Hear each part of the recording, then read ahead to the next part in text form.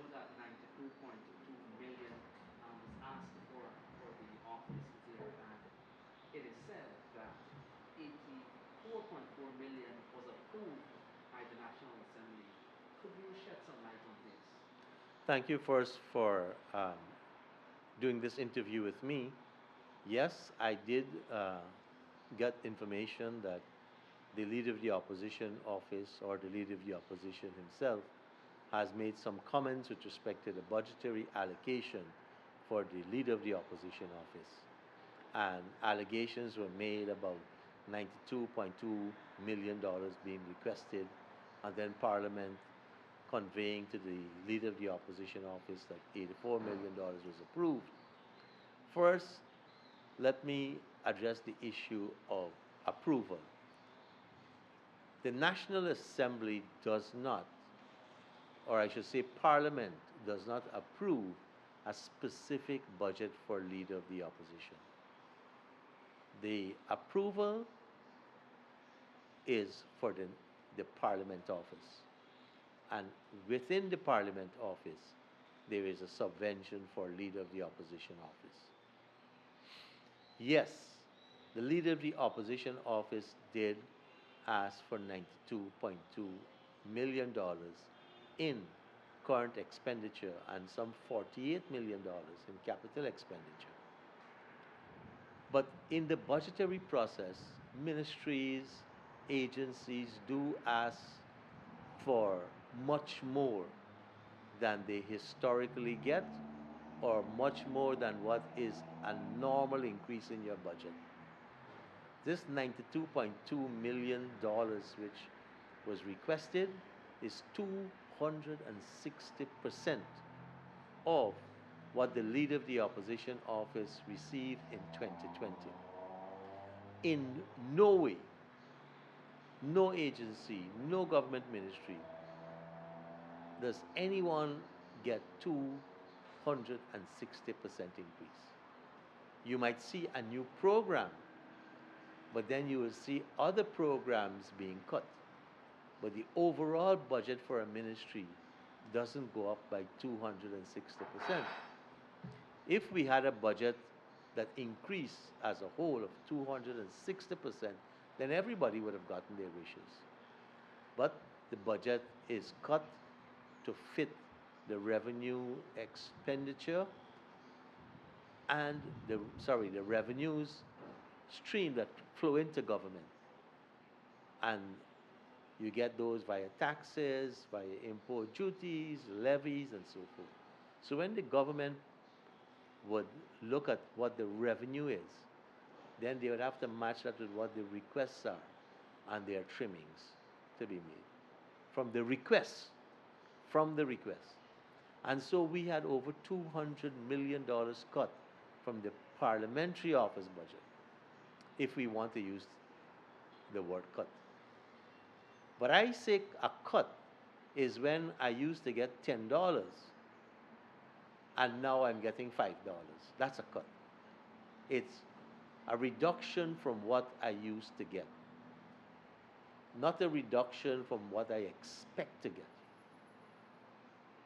So last year, the leader of the opposition office got $35 million.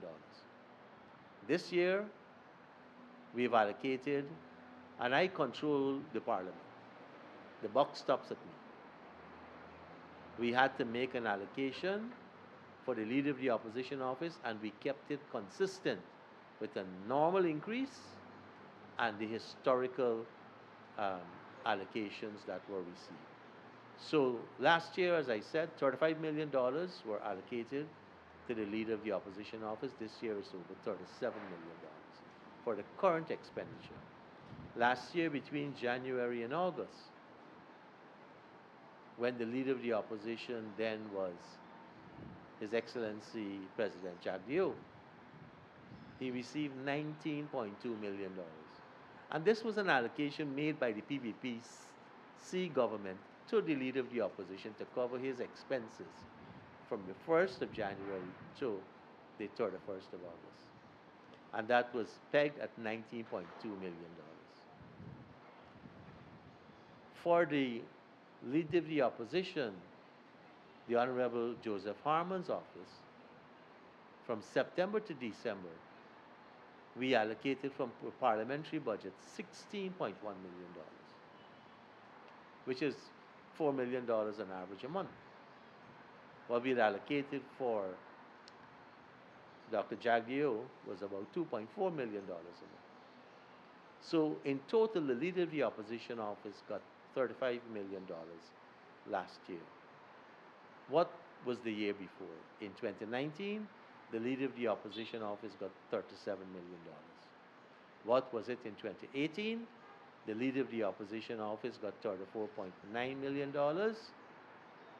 And so what we have allocated to the Leader of the Opposition office is in line with what was received, with a normal increase to cover inflation and additional expenses.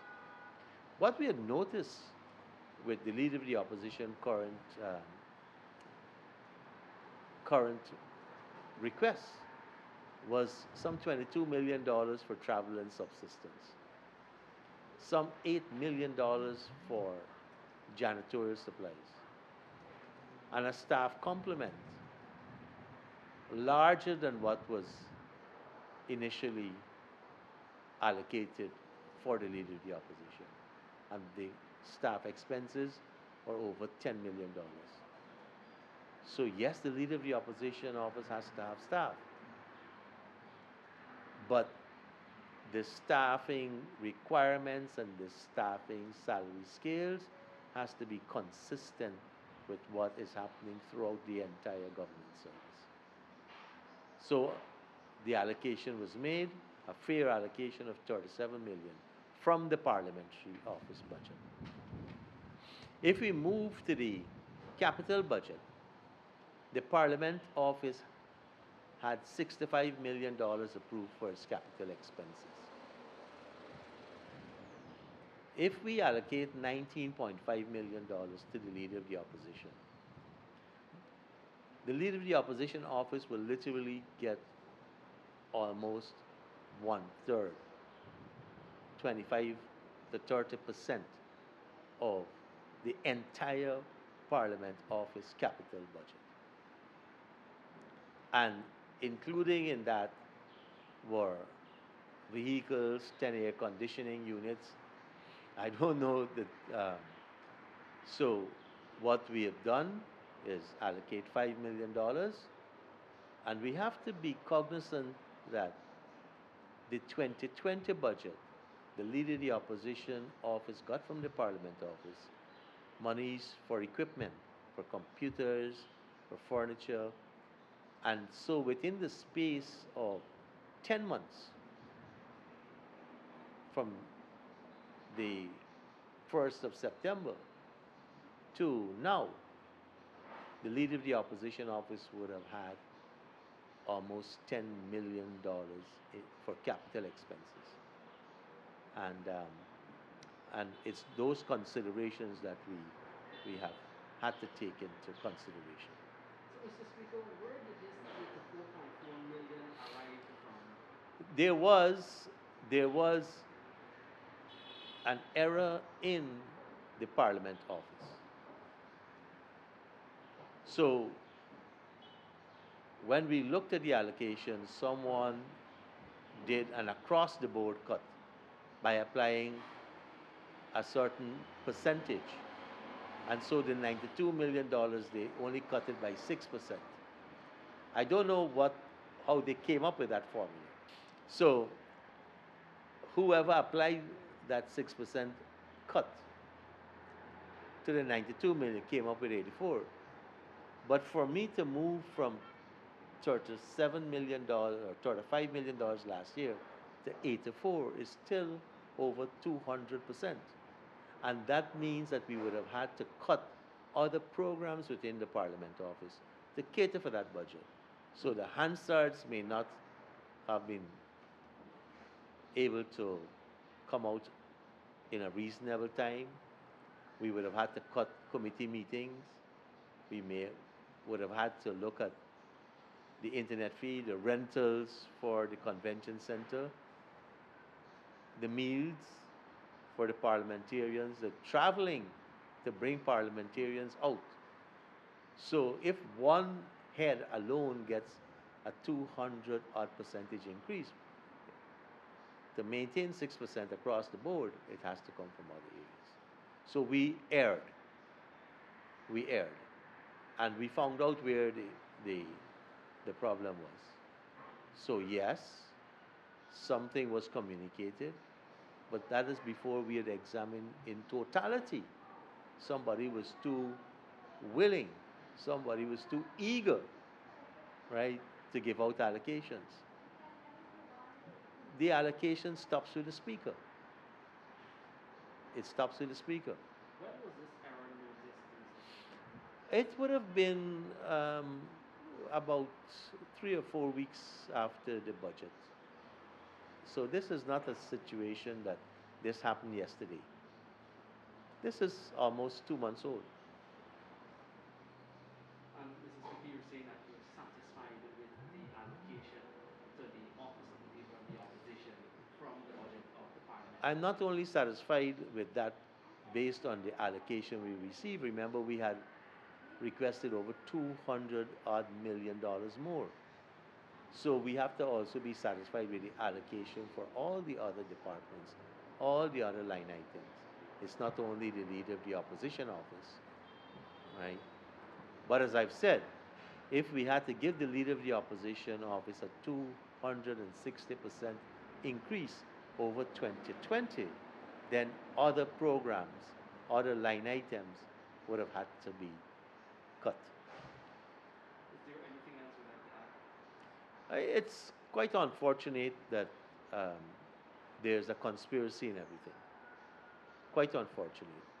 There is no reason for the Parliament office and my office to stymie, disable, and prevent the leader of the opposition office from functioning. The leader of the opposition office is enshrined and has been afforded an allocation for quite a few years. There was a time when the leader of the opposition never got any state funds. That changed. That changed a while ago. And so the change came for the leader of the opposition to operate an office. But we have to try to distinguish operating the leader of the opposition office and carrying out the leader of the opposition functions as against funding the other programs which could be more particular to the political party and the person. They're two different things altogether. And the consideration, I reiterate, had to be what is a normal increase. All of our departments in Parliament had a normal increase. You'll find no one of them getting 200% or 50%. So we had to ensure that the allocation we receive as the parliamentary budget fit what all the programs that requested funds from that lump sum allocation. Thank you very much, Mr. Speaker. You're welcome.